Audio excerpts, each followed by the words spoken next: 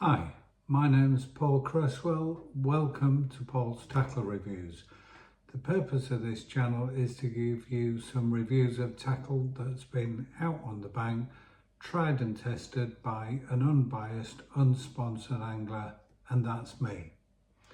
So today's video is a follow-on from the video from a couple of weeks ago where I looked at some tests that I'd done of various lines that I owned, and in that video I outlined the methodology I used and the equipment that I used to work out what the actual diameter and the breaking strain of the line was.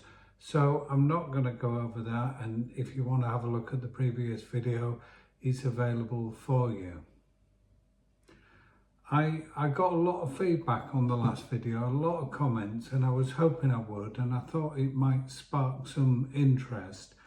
I also put a post with the information on the maggot drowning forum that I'm a member of, and I got a lot of good feedback from that as well.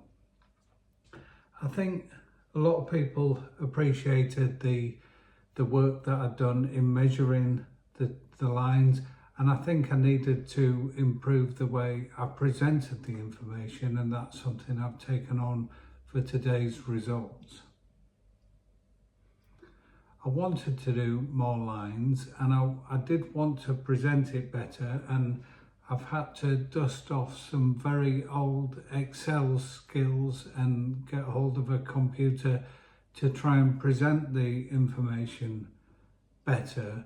And I've done some analysis, and I've kind of done some interpretation of the lines, but I think the most important results that you need to take away from this are the actual diameter and the breaking strain under the test that I've done.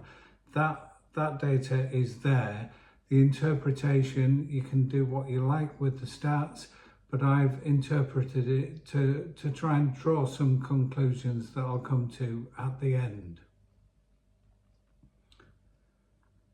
I managed to get some other lines than the ones I use. I got some more Suplex, some Stroft, the GTM, and also some N-Gauge as well from Guru that people seem keen for me to do. Now, there's a lot of factors to a good line, and I'm going to put up just a few of them there. And the diameter and the breaking strain are important, but we all have our own priorities. I do think the suppleness or the lack of stiffness of the line is important. And again, the last video I talked about fish sucking the bait and feeling something unusual and spitting out the bait, and I do think stiffness and suppleness of the line plays into it. But we've all bought lines and immediately we've just not got on with them. They haven't tied knots in the way that we do it. So there's a lot of personal preference as well to a line. I'm going to put a graph up now of all the results, and I'm going to come on to a table with the actual results and give you that. But I think the graph's quite interesting. So I'll put it up and I'll say a few words about the graph. So here it is. So what does this graph plot? On the y-axis on the left, we've got the actual breaking strain of the lines, and on the bottom axis, the x-axis, we've got the actual measured diameter. So in no way am I working with stated diameters or stated measurements of the line that the manufacturers give us. This is all from the test. And what you can see in the red line is I've plotted all the results from all the lines that I've tested. And helpfully, Excel has then put a kind of line of best fit in there with a little formula to demonstrate the line of best fit. So effectively, I could take a diameter and put it through that formula, and that would give me a predicted breaking strain for that diameter based on all the results that I've got so far. And if I got more results, this data would change, and I do hope to do more lines in the future. I think what the key point from this graph is it is around the line. There aren't any great divergences here. There's a few lines above, there's a few lines below. And there is a statistical term there, R squared, and that's showing 95%. So what it's saying is 95% of the breaking strain is explained by the diameter. So there's a really good correlation between the two, which I think is what we'd all expect.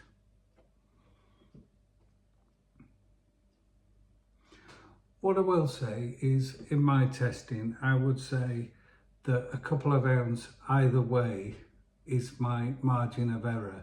So when I come on to the data, if it's a couple of ounce here and there, then it's nothing really to raise any alarm bells.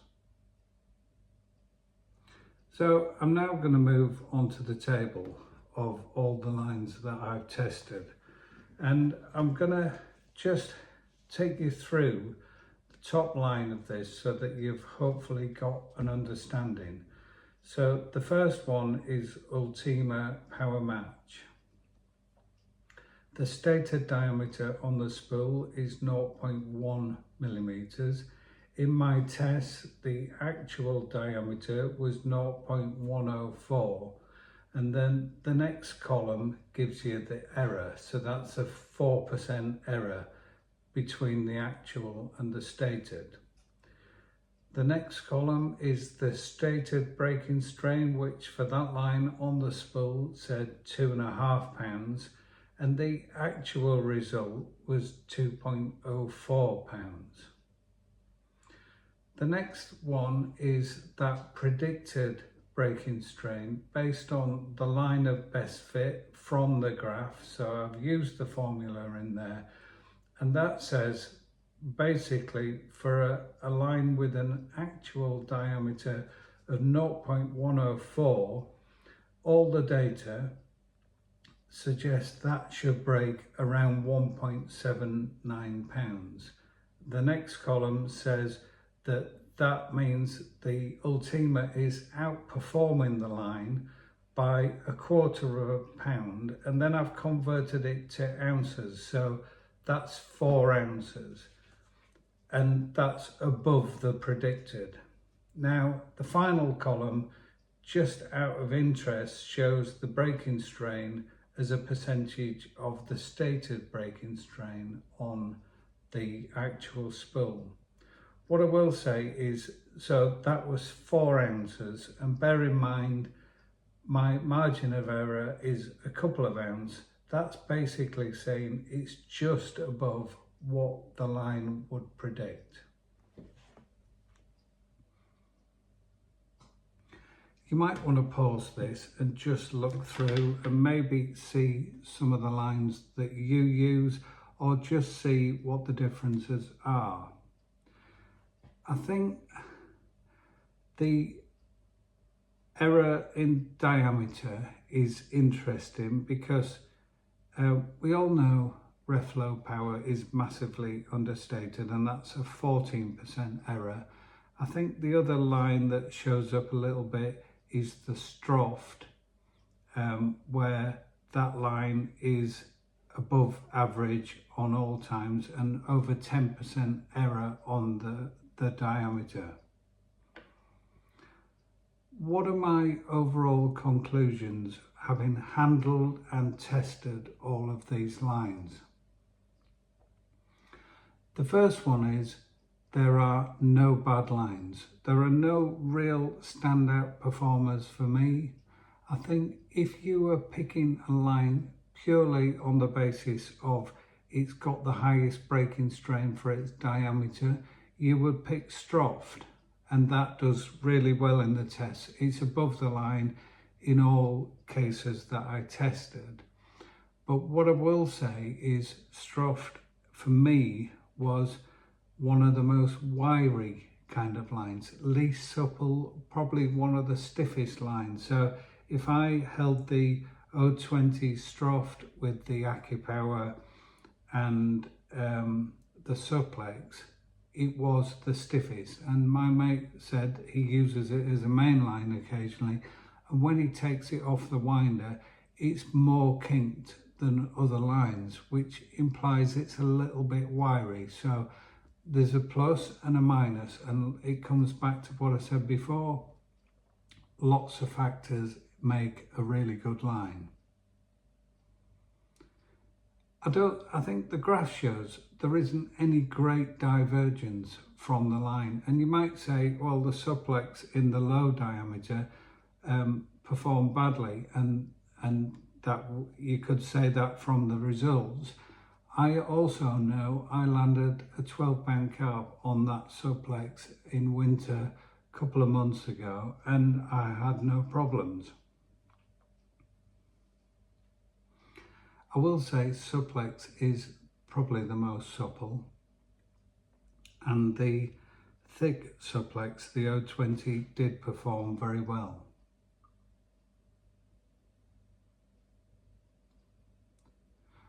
The Reflow AccuPower debate goes on, and clearly Preston's have got two products here.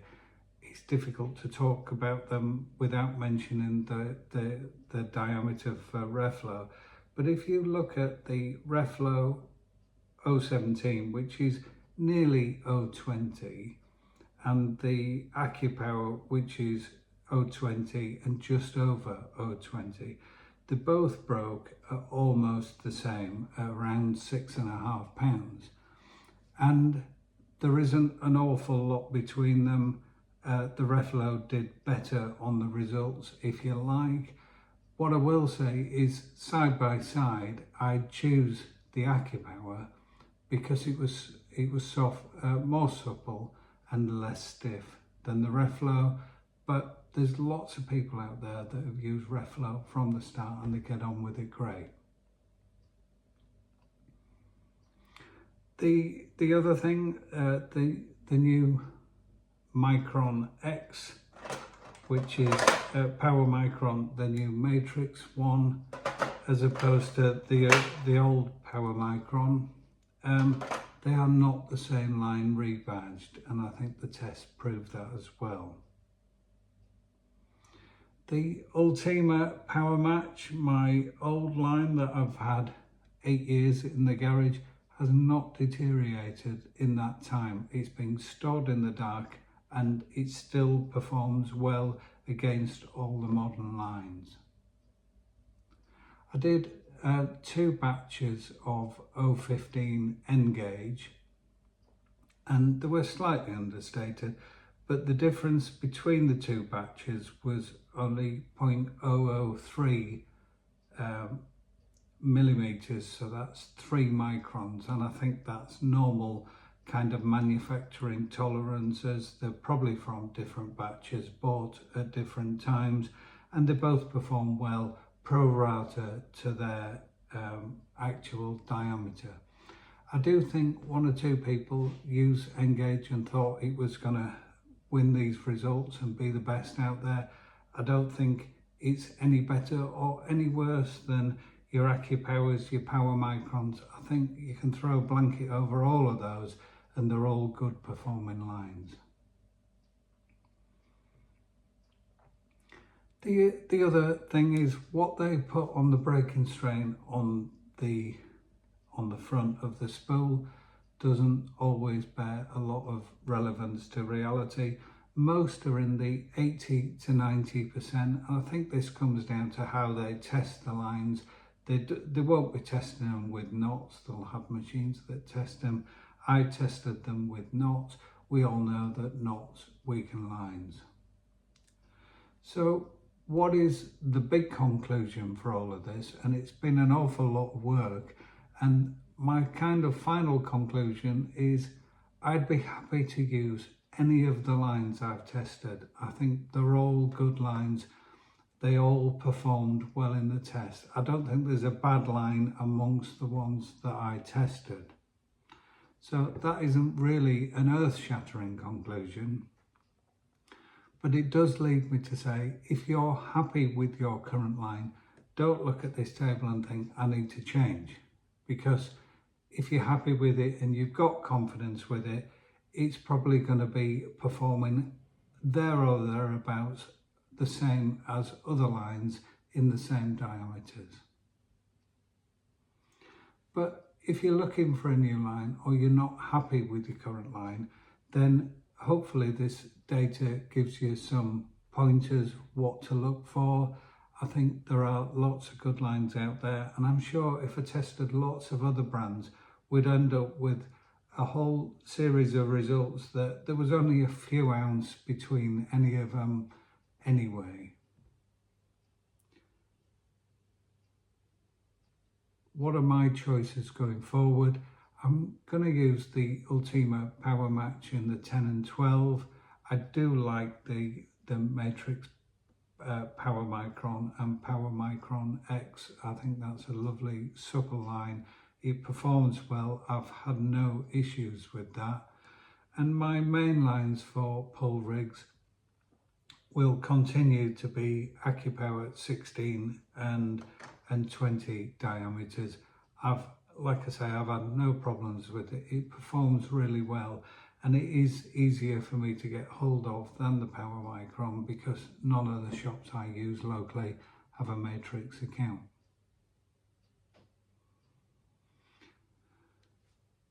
I hope you found that interesting. It's been a lot of work. I'd love to do more of it, but getting hold of lines, I don't want to just buy a load of lines that I'm going to shove in a cupboard.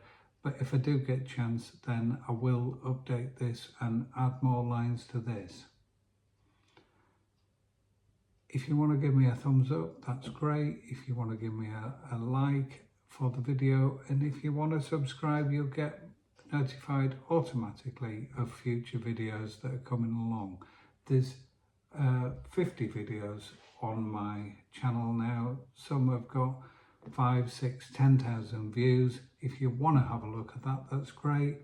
Until next time, tight lines.